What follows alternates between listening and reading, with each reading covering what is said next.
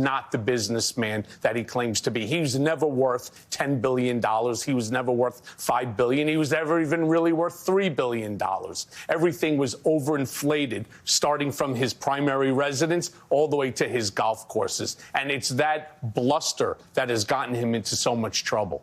Allen Weisselberg testified as the star witness in the prosecution by the Manhattan DA's office against the Trump Organization.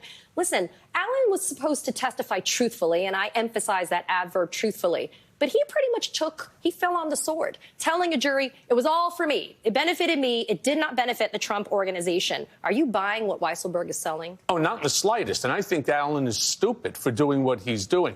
He's a 76, 77-year-old man that's potentially looking at 15 years of incarceration if, in fact, he lies to the prosecutors, if he lies to anybody during this trial.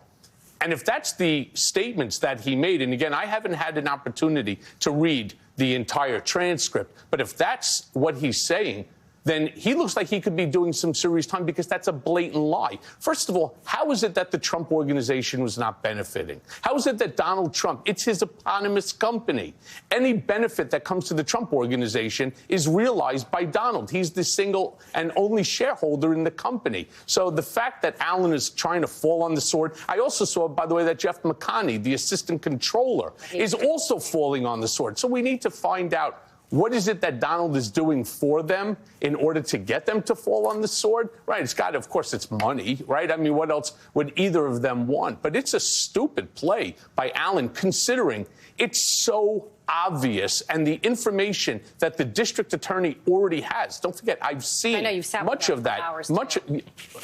I mean, more than a dozen, meetings and interviews with them. I know the docs that they have, and what they have would refute Allen's comments. Let's talk.